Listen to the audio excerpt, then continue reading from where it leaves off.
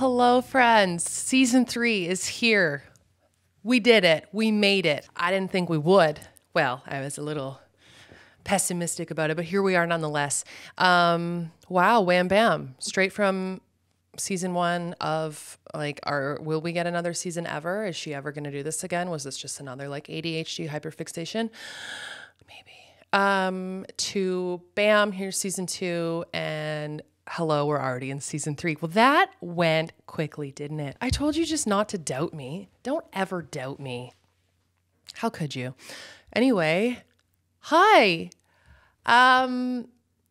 We're here in the Mercantile. I have my little studio set up in here, and it feels good. I'm not going to lie.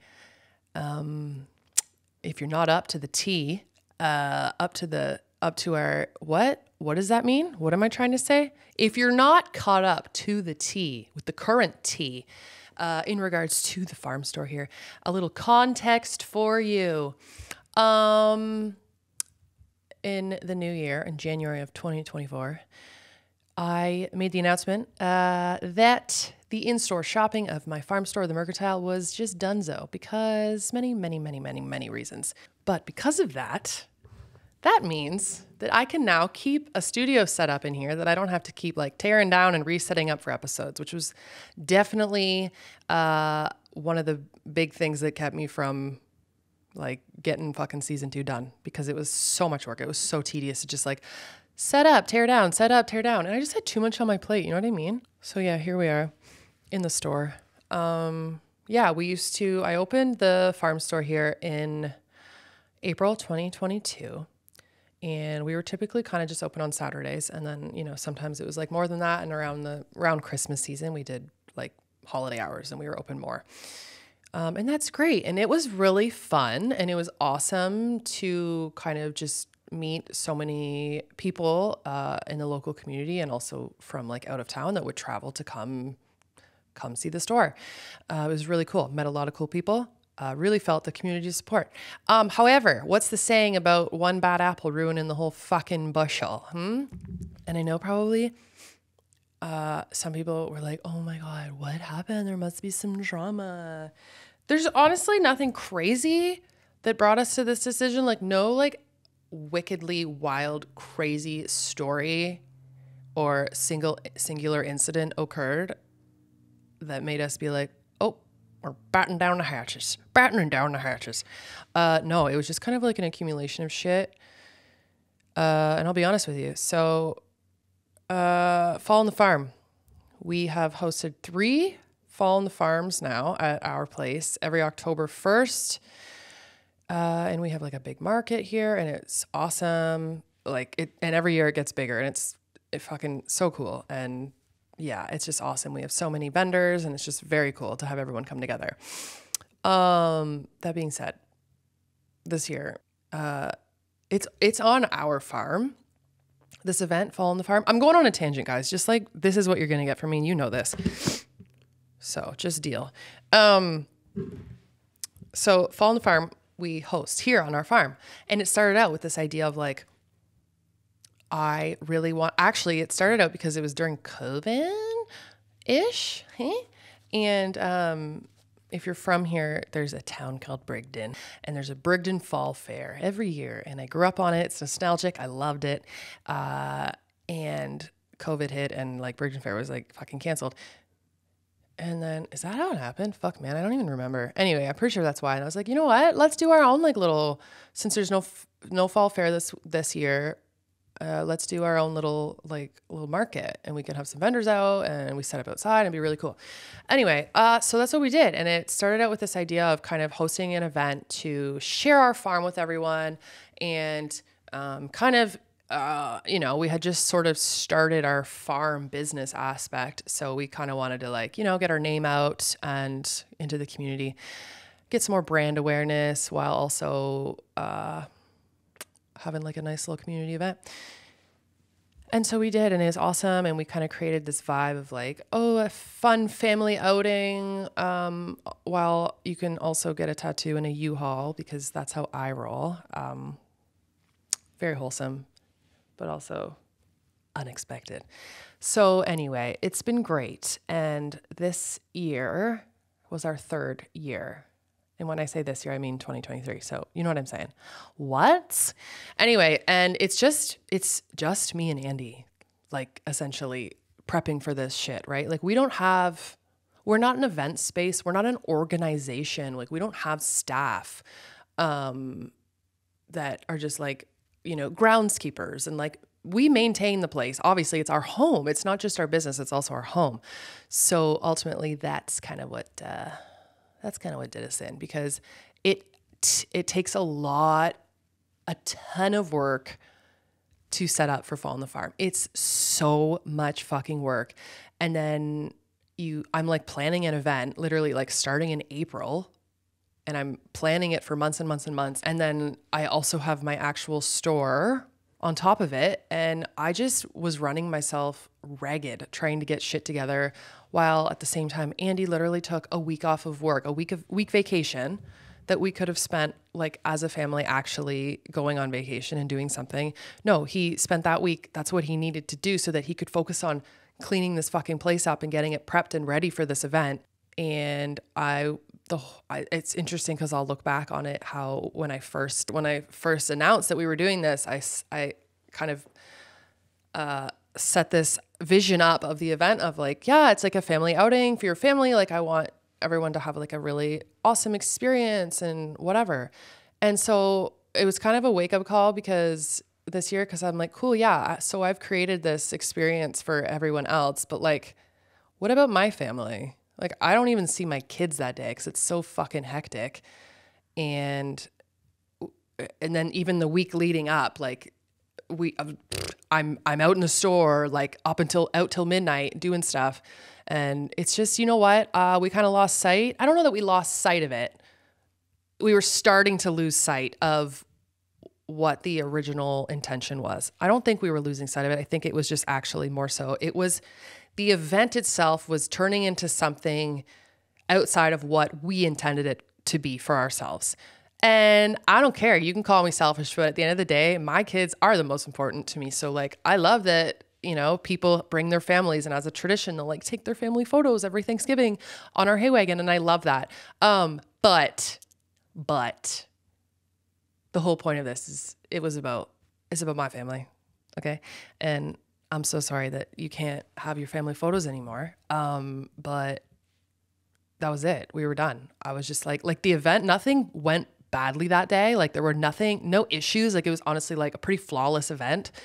But at the end of the day, we just kind of looked at each other, me and Annie were like, I never want to do that again. I never want to fucking do that again. And we kind of sat on that. We're like, all right, well, like, let's wait a couple weeks, see how you feel. Cause right now you're just feeling like, emotional, burnt out, whatever. Can confirm feeling never changed. So yep. Decided right then and there, we were never fucking doing that again. So that was a very long segue into, just the background context for what I'm about to continue sharing, in regards to the farm store. So this seed had already been planted from Fall on the Farm. We were already feeling like, fuck, this is icky. And also, yes, it's a great community event, but the issue we have been having is the fact that it's our home, and it used to have this kind of innocence, and our farm used to have this like innocence and this like peace to it. And it's nice to share that with people, but also at what cost? Like, why?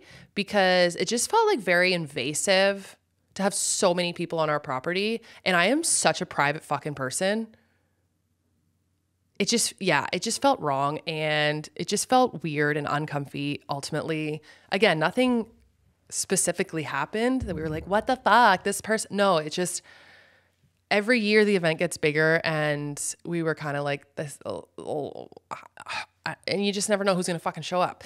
Anyway, so the seed had been planted. We were like, we're not doing Fall on the Farm again. So I was already feeling kind of gross about that.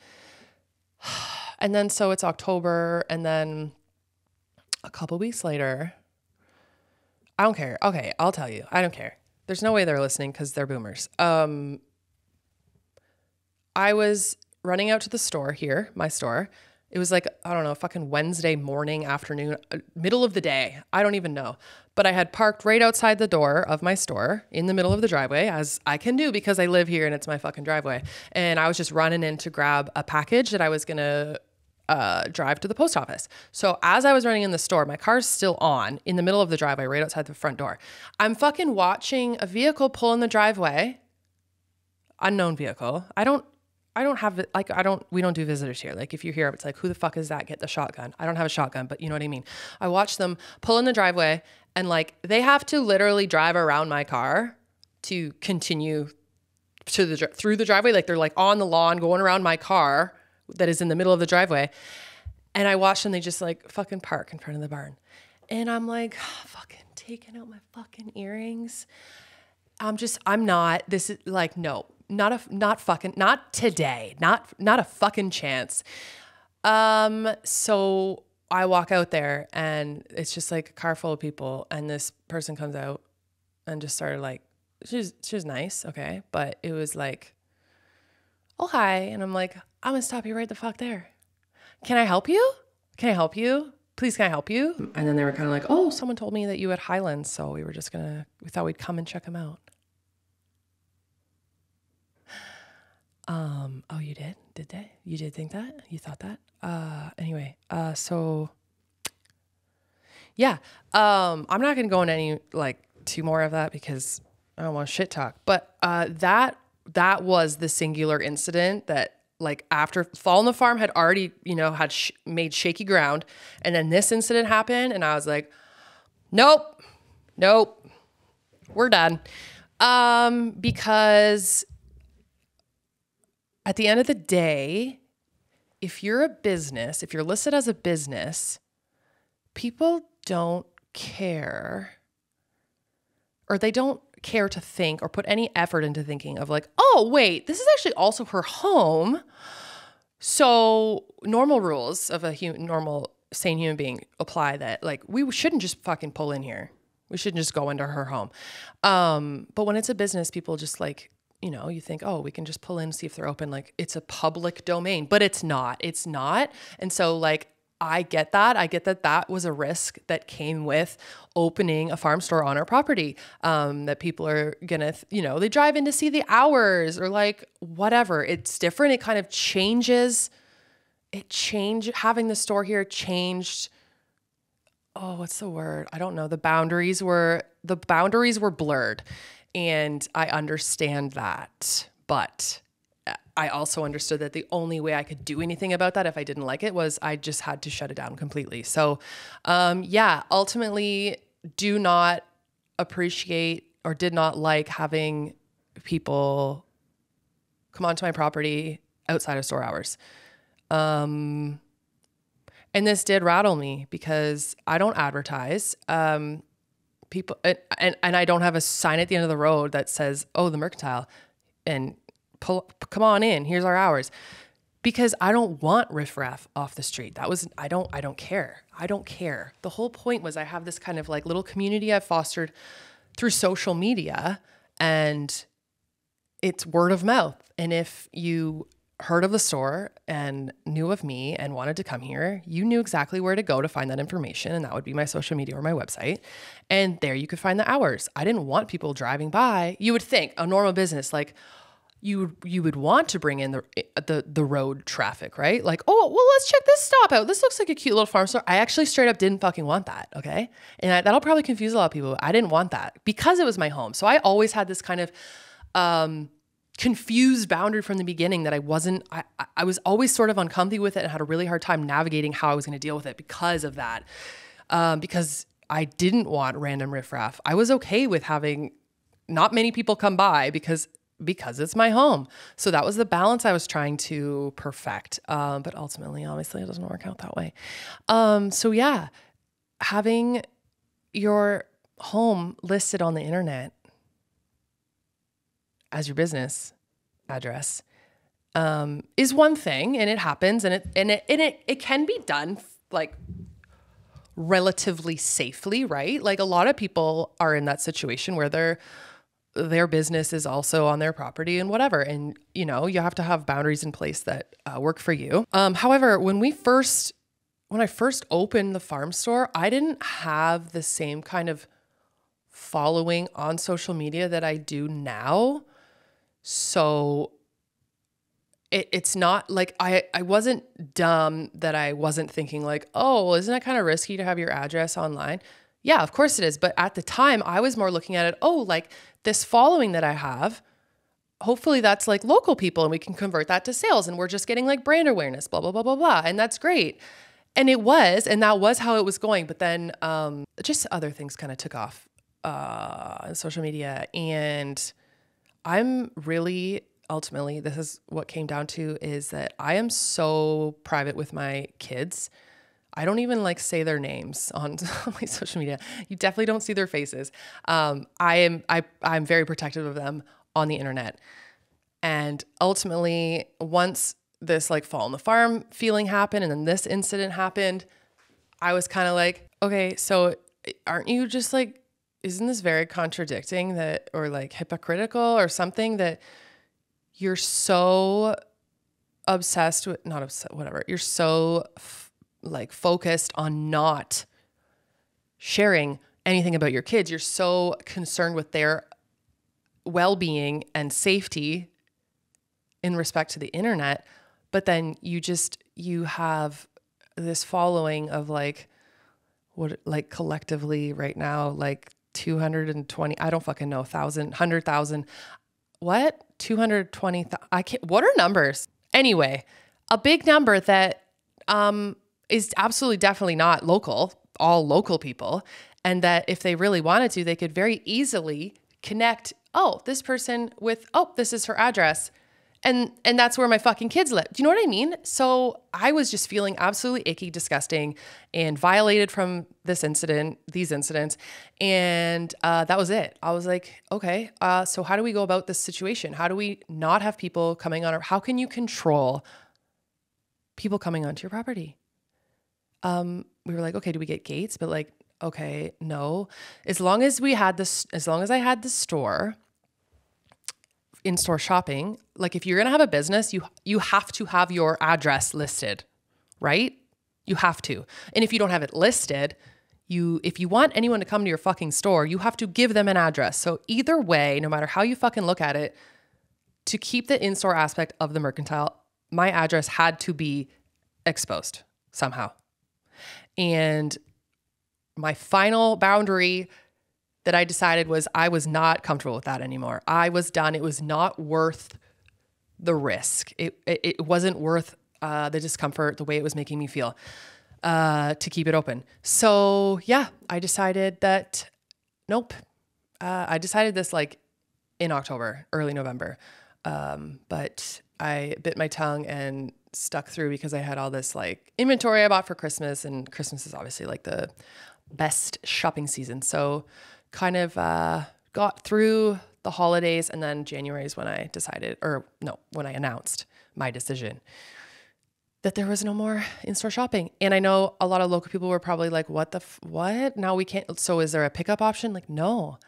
And it sucks because I wish I'm sad because I had a lot of regulars and it was really cool to see everyone locally. Like not everyone, that's what I must make clear, is the bad apple thing. Like it only takes one bad apple. It only takes one uncomfy situation to ruin the whole thing. Everything else was so positive, and I'm really sad that I don't get to have those interactions with people anymore in the same way, unfortunately.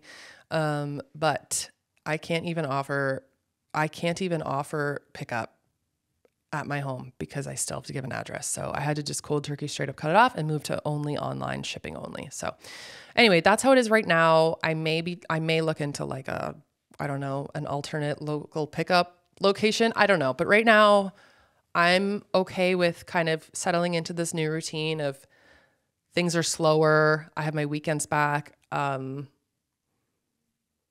just a different person because of this, because the store was taking up so much of my fucking energy and time. And I still have my inventory and we're still keeping things online. We're still shipping. We're still doing that.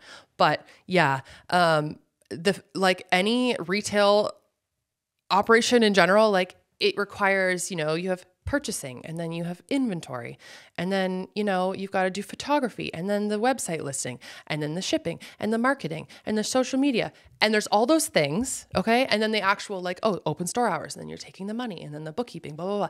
Literally all me, literally every single fucking aspect, all me. And yes, the store, I have my eggs, I have my chicken, from my farm, and then I have my own merch. But I also brought in a lot of other products, and I was really proud of the products that I had and that I still have. I still love them, but it kind of got to the point also that I was like, I'm fucking killing myself I'm spending so much energy to sell other people's shit that I'm making a 20 fucking % margin on or something, that it's is this worth it? So yeah, I knew that shutting down the in-store aspect was going to pretty drastically, well, compared to December. Yeah, December was busy, like I said, because of Christmas. I knew that moving to online only was going to change things because I know a lot of the draw of having people come out into the store and making in-store purchases was, yeah, while we're open, you're welcome to view the cattle from the fence line. So I know a lot of the purchases that people made were because they came out here because they wanted to see the farm. So yeah, you're going to get less orders because people are like, well, I bought here because I wanted to see the farm and I came out, and I understand shipping is expensive, but do you know what? I don't care. I'm okay with that. I'm okay with the fact that I'm going to make less money making this change, because I don't fucking care at the end of the day. It is way more important to me to keep my family safe, to keep my kids safe, and to make myself have less anxiety and myself feel safe and comfortable. So I have absolutely zero regrets about this decision, and it feels fucking awesome. And yeah, so here we are. So now that I don't have to have the store opens on Saturday, the store open on Saturdays, I can keep a podcast set up in the Merc that I don't have to take down weekly. So we're going to make this more of a routine, you guys. That was a very massive context segue. You know what though? You deserved it. I owed you the explanation of that because I tried to explain it on social media, on Instagram when I announced it, but it's too hard to explain all the nuance of it. I can't, it's still hard to explain because I sound like a bitch, because it sounds like I don't care. I'm closing. I don't care. Well, I'm not closing. I don't like to use the word closing because then everyone's like, oh, did you hear the Mercantile's closing? Mercantile's not fucking closing. You just can't come to my fucking house anymore. You can still buy my shit. You know what I'm saying? Please do. Link in bio. Anyway, so that's where we're at. I'm very cool, very at peace with this decision. And so that brings us here to my little setup in the Merc and season 3. We're here for season 3. And I know if you've been around for season 1 and season 2, the vibes were very, there's a certain vibe, and I like to try to get interesting people to have conversations with, with a dabbling of some solo episodes and some swearing, of course. But this year is all about sustainability for me. And I mean that like self-sustainability for my mental health. So every decision I've been making lately is with that in mind, is with my family in mind. So having my weekends back, having so much time back that I'm not so constantly obsessed with inventory and shit for the store has been incredible. And it has taken such a load off of my mental load to allow for other things to do that fill my cup. Because I was spending all my time doing the dumb, tedious shit that wasn't serving me. It had no purpose. It had a purpose, but the energy I was putting out was it was not reciprocated properly. The energy I was putting out was not matching the fulfillment I was getting back, if that makes sense. Does that make sense? And it's all about fulfillment, my friends. So changes had to be made.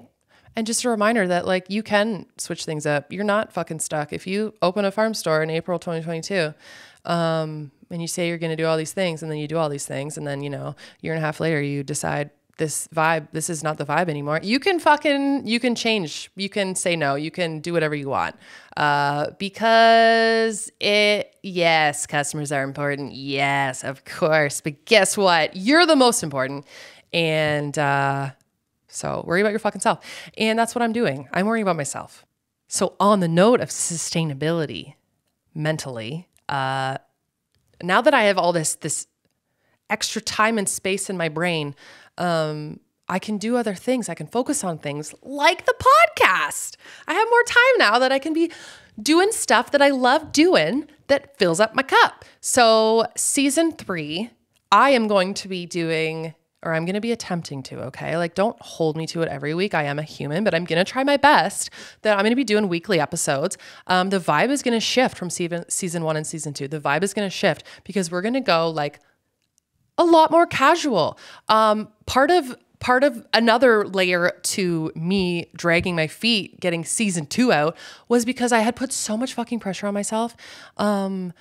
With the setup of the show and with the fact that I'm like, oh my God, I have to have guests and I have to talk about things that people want to listen to.